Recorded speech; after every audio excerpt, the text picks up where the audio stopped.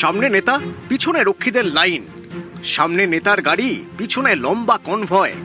একজন নেতা পিছু একাধিক রক্ষী। তৃণমূল আমলে এটাই ছিল ছবি। রাঘব বোয়াল থেকে চুনোপুটি, নেতার বিচরণ নিরাপত্তার ঘেরা টোপে। রাজ্যে পরিবর্তনের পর নেতাদের এই নিরাপত্তার মেদ ছড়ানোর সিদ্ধান্ত নিলেন মুখ্যমন্ত্রী শুভেন্দু অধিকারী।